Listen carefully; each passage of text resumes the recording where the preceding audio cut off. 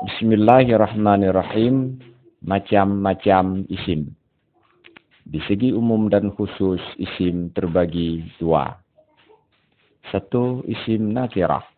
Isim nakirah bermakna umum, tidak terkhusus kepada benda tertentu. Contohnya, rajulun bermakna lelaki mana saja. Yang kedua, isim ma'rifah. Isim ma'rifah adalah isim yang menunjukkan kepada benda yang khusus, sudah dimaklumi. Contohnya ar-rajulu, maknanya laki-laki yang khusus, yang sudah diketahui sebelumnya. Ciri-ciri isim ma'rifah. Satu, isim alam, nama khusus bagi sesuatu. Misalnya, nama orang dan nama tempat. Kedua, didahului oleh alif dan lam.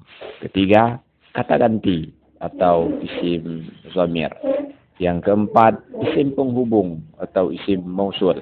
Yang kelima, kata tunjuk, isim isyarah. Yang keenam, mudhaf kepada isim alam, mudhaf kepada isim yang ada.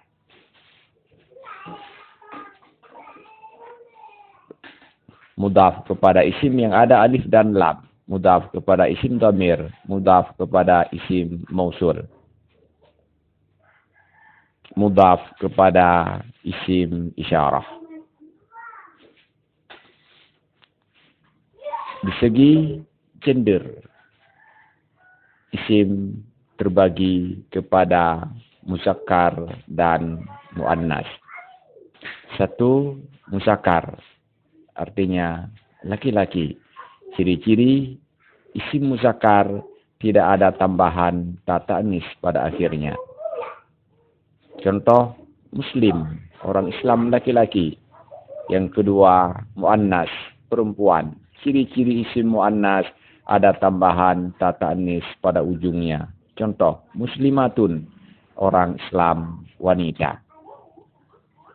Dari segi jumlah makna, isim terbagi tiga. Satu, isim mufrad bermakna tunggal, seperti rajulun, satu laki-laki. Dua, isim tasniyah bermakna dua, seperti rajulani, dua laki-laki.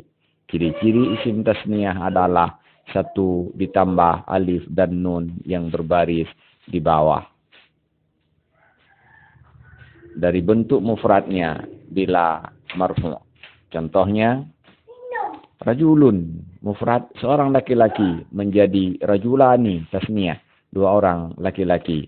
Muslimatun, mufrad bermakna satu perempuan Islam, menjadi muslimatani, tasniyah, dua orang perempuan Islam.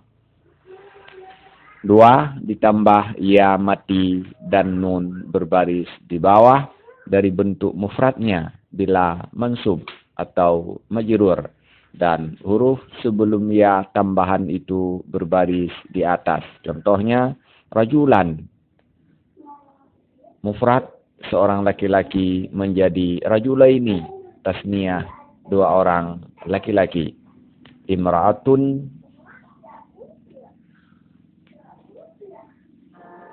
imra'atan, dan imra'atin, dua orang. Seorang perempuan menjadi imra'ataini, tasniyah, dua orang perempuan. Tiga, jamak bermakna banyak.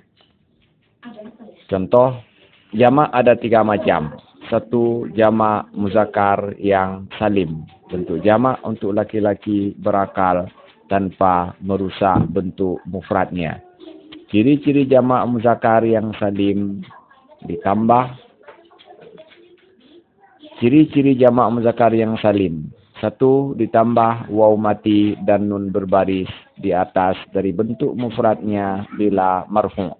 Contoh, zahibun menjadi satu orang laki-laki yang pergi, menjadi zahibun, banyak laki-laki yang pergi.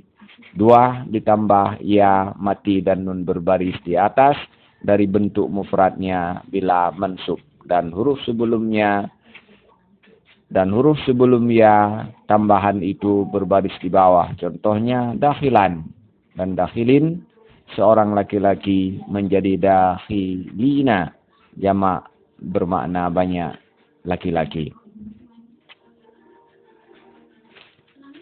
Yang kedua, jamak muannas yang salim, bentuk jamak untuk banyak perempuan berakal tanpa merusak bentuk mufradnya.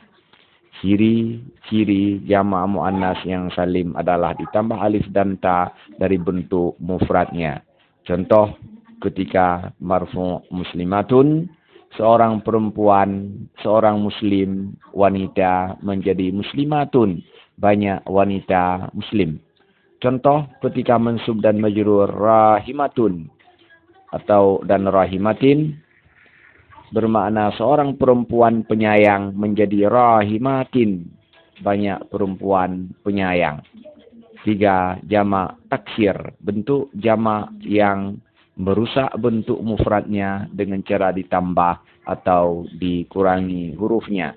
Jamak taksir memiliki wazan-wazan khusus, di antaranya mafail, seperti masajid, jamak daripada masjid. Fawail, contohnya awamil, jamak dari amil. Fu'ulun, contoh kutubun, jamak daripada kitabun. Af'ulun, contoh ahrufun, jamak dari harfun. Wallahu a'lam bishawab, walhamdulillahi rabbil alamin.